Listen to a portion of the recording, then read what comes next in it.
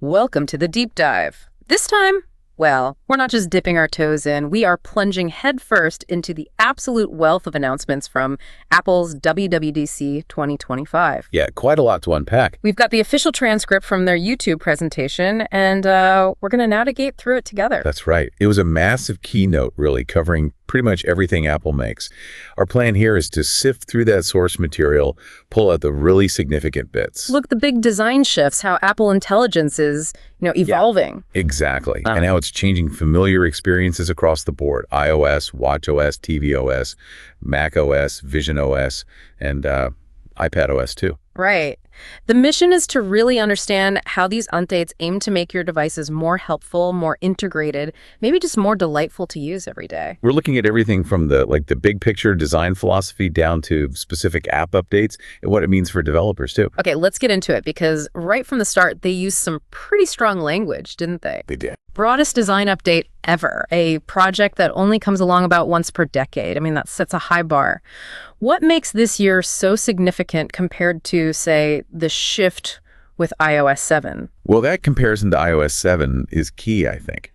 They feel the advances in Apple silicon and graphics power have finally let them create software experiences with a realism they just couldn't achieve before. So it's not just slapping on a new coat of paint. No, definitely not. It's more fundamental, building software materials and interactions that feel different to use. And they specifically pointed to VisionOS as the inspiration, right? Taking that physicality and richness. Yeah, that spatial feeling. And trying to bring it to the flat screens, make the digital feel more natural and alive. How does that actually look? It led them to develop this core element they're calling liquid glass. Liquid glass. Yeah, think of it as a new kind of software material. It has the optical qualities of real glass, transparency, refracting light, but it's fluid.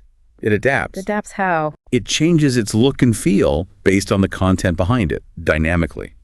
It reacts to movement with little highlights, specular highlights they call them. And they made a point about how it makes things fit perfectly concentric with the rounded hardware corners. That sounds like a detail, but... It is, but it reinforces that idea of bridging the software and the physical device. Yeah. Making them feel more unified. Right, like they belong together. Exactly. And they're applying this concept across the board, a universal design across our platforms.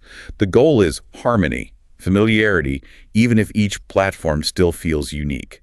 And speaking of unity, they're simplifying version numbers. Everything this fall is just version 26. Yeah, small thing, but it signals that cohesive push. It does. And this design shift, it's not the only big change. We also need to talk about Apple Intelligence, how that's moved on. Right. Last year was the introduction. This year feels like they're really building it out. They did that quick recap, writing tools, Genmoji, image playground, cleanup, visual intelligence and photos, search, summaries. Smart reply, memory movies, yeah. All underpinned by that privacy focus with private cloud compute. Right, PCC. Can you quickly remind us how that works, the privacy part? Sure. So private cloud compute, or PCC, it's Apple's way to handle more complex AI tasks off-device without compromising privacy.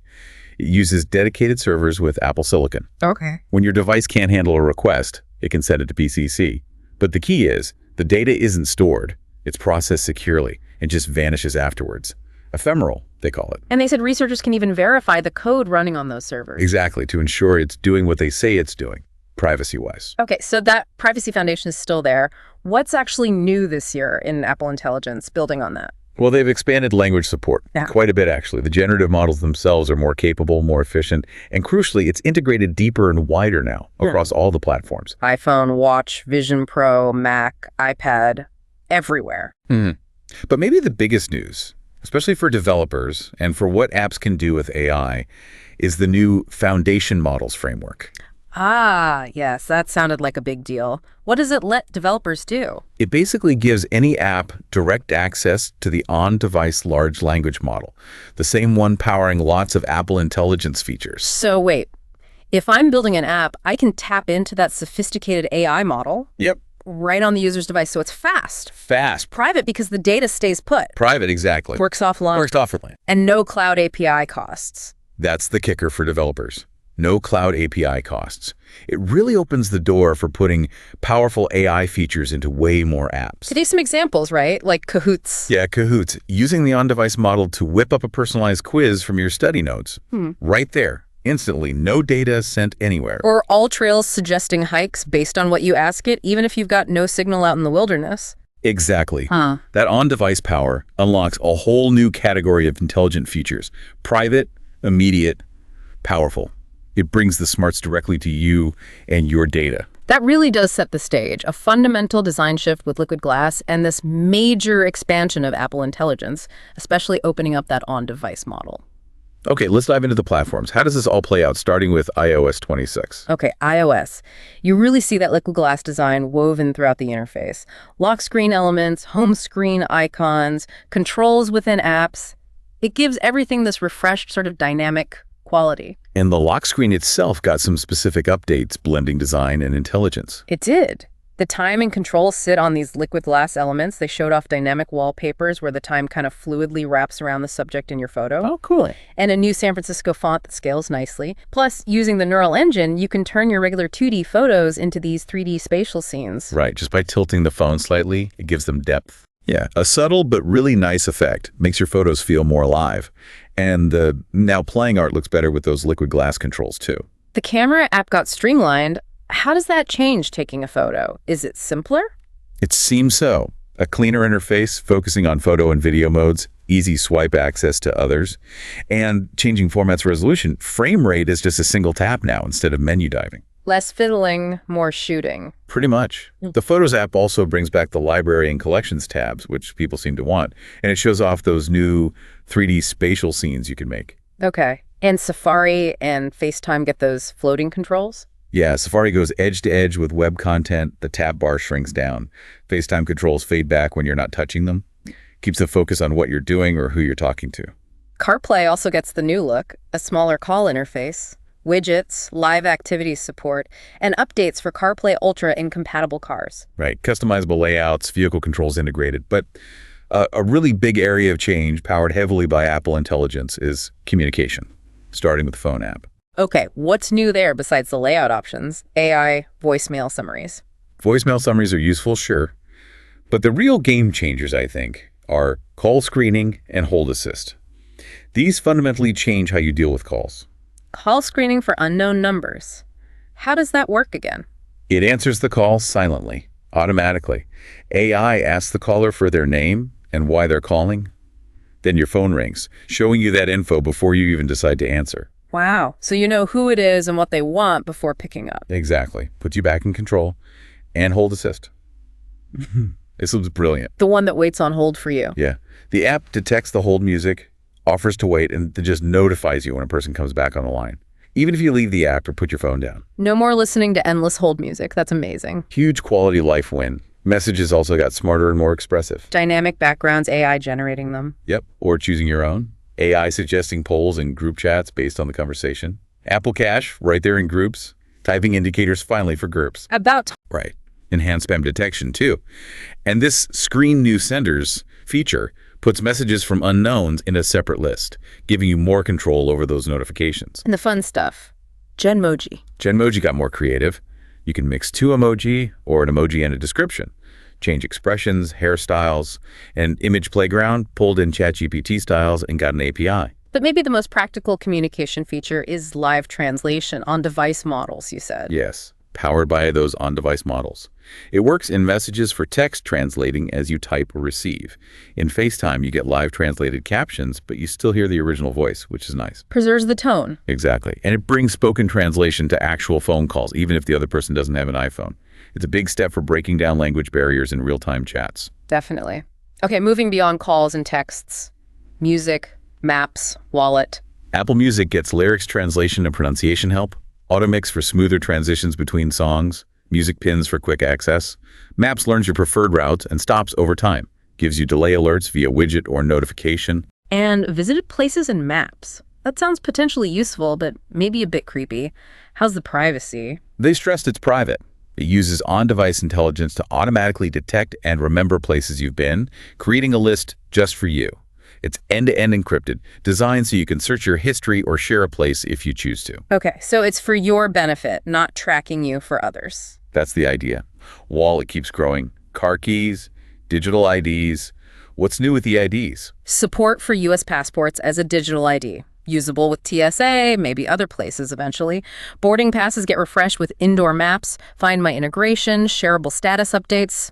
Apple Pay adds in-person points redemption and installment options at checkout. And that AI-powered order tracking summary.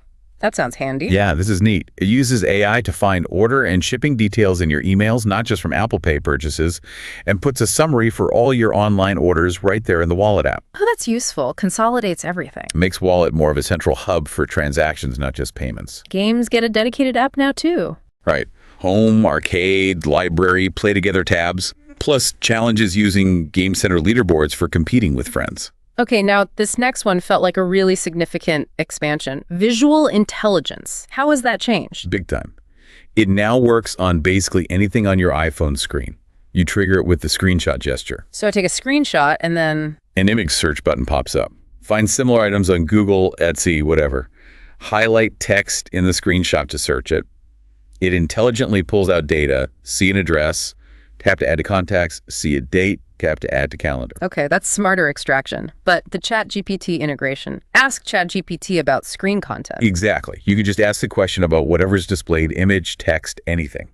It makes the whole phone incredibly context-aware across all apps, not just photos or specific places. Visual search via the camera itself is also improved. That feels genuinely transformative, like having an assistant that can understand what you're looking at on your phone at any moment. Okay, huge changes for iOS. Let's shift to the wrist watchOS 26. watchOS also gets the liquid glass treatment, smart stack, controls. It all feels more dynamic, more integrated with the watch hardware itself. And Apple Intelligence brings deeper understanding, proactive hints.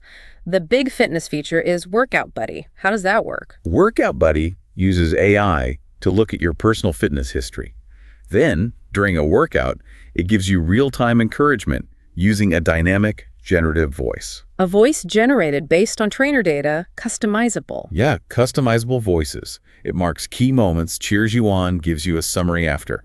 It's aiming for personalized, private motivation based on your actual performance. That's a unique AI application for health. The workout app layout is updated too. Yep, easier navigation. And it suggests music or podcasts based on your workout type and listening habits. Smart Stack prediction gets better. How? It fuses more on-device data, learns your daily routines better, so it gets more accurate at showing the right widget at the right time, like the workout widget when you hit the gym, or maybe a backtrack hint if you're somewhere remote. It makes sense. Notifications adjust volume automatically based on noise and a new gesture. Yes, the wrist flick gesture. A quick way to dismiss notifications, mute calls, silence alarms, close the Smart Stack. Handy if your other hand is busy. Messages on Watch gets live translation, backgrounds, AI quick actions, and Notes is finally coming to the Watch. Yeah, that's a welcome addition. Developers also get new APIs for Smart Stack and Control Center, making third-party apps potentially more useful right there. Okay, from the smallest screen to the biggest, tvOS 26. tvOS gets the liquid glass look, especially in playback controls, which refract the video behind them. Control Center is less intrusive. The Apple TV app uses that new cinematic poster art style. Profiles on Wake make switching easier. Automatic sign-in API. Helps streamline logging into apps linked to your Apple account, and Apple Music Sing gets an update. Use your iPhone as a mic through the TV, visual effects. Friends can join in with their iPhones, too. Yeah, Q-thongs, react with emoji, makes group karaoke more interactive. All right, let's move to the desktop. macOS Tahoe version 26. macOS really embraces the new design. Liquid glass on widgets, dock icons, app elements, sidebars and toolbars have this subtle depth. And the menu bar goes fully transparent. Yep, visually dissolves that top edge, makes the screen feel a bit bigger. Customization is better too. More control over menu bar and control center items, including controls for iPhone apps via mirroring. And folder customization, colors, icons. Yeah, change folder colors, add symbols or emoji, and it syncs with macOS. Nice little personalization touch. Continuity gets a boost. Big time. Live activities show up right in the Mac menu bar. Click one, it opens the app via iPhone mirroring instantly. And the big one, the phone app comes to Mac. The actual phone app with all the features. Yep, syncs recents, contacts, voicemail, and includes hold assist, call screening, live translation, all usable from your Mac. That's huge for workflow. Productivity features. Shortcuts run automatically now. Correct. Triggered by different things. And Apple Intelligence gets baked into shortcuts. Create intelligent actions, summarize text, generate images using on-device, PCC, or even ChatGPT models via an API within your shortcuts. And Spotlight's biggest update ever. What's different? Much faster browsing with intelligent suggestions. See and launch all apps, including iPhone ones via mirroring. Access system actions, app actions, even menu bar items directly from Spotlight. And quick keys, what are those? Clever. Spotlight learns your habits and offers short strings, quick keys for common actions. Like typingism, I suggest messaging someone you talk to often. It adapts to you. Oh, that could be really fast. Yeah, they showed it suggesting actions based on context, like making taglines from a doc, adding to freeform. Plus, handy clipboard history access now in Spotlight. Gaming on Mac. New Games app like on iOS. Game overlay for control chat. Battle 4 for better graphics. Showcase some cool new titles like Crimson Desert, Enzo AI, really pushing Apple Silicon. Okay, from Mac to the spatial world, VisionOS 26. VisionOS gets some groundbreaking stuff. Spatial widgets, how do those change things? Instead of flat windows, widgets are truly spatial, persistent in your environment, customizable. And Vision Pro now remembers where you put your apps. Spatial scene's got a big upgrade too. Yeah, a new AI algorithm creates multiple perspectives, makes the 3D effect from 2D photos much more lifelike, more detailed. Available in Photos, a new spatial gallery, even for browsing web articles spatially, plus an API for developers. Makes revisiting memories potentially much more immersive. Personas also improved dramatically. Much more realistic hair, face details, make shared experiences, watching stuff together, collaborating feel more natural, whether you're in the same room or remote. Enterprise got some attention too. Device pool sharing, secure guest user setup saving data to their iPhone, a protected content API for sensitive info. And input is expanding. Spatial accessories with 6DoF. 6 degrees of freedom, tracks precise movement and rotation in 3D space. Enables things like the Logitech Muse for 3D drawing or PlayStation VR2 Sense controllers for gaming. More precise interaction. More spatial content coming. Adobe Premiere bringing spatial video editing. Native support for 1EU 360 video from GoPros, etc. The spatial web is starting to embed 3D objects in web pages, pull them out into your space. And a new Jupyter environment. Okay, last but definitely not least, iPadOS 26. A giant release, they called it? It certainly felt like it. It gets a new design, many features from iOS like live translation, intelligent shortcuts, the phone app integration, games app. But the headline feature, the one people have waited years for, is the new windowing system. How does this finally change multitasking on iPad? It brings real windowing, designed for touch, fluid resizing with a grab handle. Windows remember their state. Tile windows by flicking them. Open more windows. Peek at the home screen easily. An expose, swipe up to see all your open windows. Like mission control on the Mac, but for iPad? Kind of, yeah. And crucially, the menu bar comes to iPadOS too. A proper, always there menu bar. And this isn't just for Pro models. Nope. They stressed it's for every iPad running iPadOS 26. Works with Stage Manager, external displays. It's a fundamental shift, making iPad multitasking way more flexible, more powerful. Files app got a supercharge. Much more capable. Updated list view, resizable columns, collapsible folders, folder customization syncs for Mac, set default apps for file types, and folders in the dock. Tap to fan them out. Quick access. Finally. And preview comes to iPad. Yes. Full PDF viewing, editing, markup, autofill, plus image editing tools. Makes the iPad much better for document and image work. Audio-video workflows improve too. Per app, audio input selector. System-wide voice isolation. Record higher quality vocals using AirPods. Start-stop video recording with AirPods. And local capture. That's great for creators. Records high-quality local audio-video during video calls with echo cancellation, so you get a clean recording of your side. Background tasks as live activities sounds useful for exports. Definitely. Keeps you updated without staying in the app. Plus 3D graphing, math notes, new Read Pen, journal app with pencil support were mentioned too. Wow, okay. That was a lot. Covering an incredible amount across every single Apple platform. It really was. Stepping back and looking at the source material, the big takeaway is that cohesive vision. The unified design language, liquid glass, and that deeply integrated Apple intelligence running through everything. Yeah, it's not just a list of features. As they said, the goal is making devices more personal, intuitive, powerful for you. Analyzing the transcript, you see that direction clearly. Absolutely. Towards more seamless interaction, intelligence that's just there when you need it, often on device, which is key for privacy and speed, and using design like liquid glass, spatial ideas to make the digital feel, I don't know, less abstract, more connected. Thinking about the day-to-day impact. Call screening, stopping spam calls. Hold Assist saving you time. Visual intelligence letting you instantly act on screen content. Workout Buddy giving you personalized encouragement. That new windowing on iPad finally unlocking serious multitasking. It feels like the tech is trying to get out of the way more, right? Become less of a distinct tool you operate and more of an extension that anticipates and helps more smoothly. This release really did feel like a step change, with intelligence getting so pervasive and the interface aiming to feel more natural and alive. What does that point towards for the future? Well, it raises that question, doesn't it? Are we moving towards tech that anticipates our needs so well, it just feels like part of our environment, rather than a separate device? The implications of that deep integration, that pervasive intelligence, even anchored by privacy tech, like on-device models and PCC, are definitely something to think about as these updates actually land this fall. Indeed. Something for you to ponder.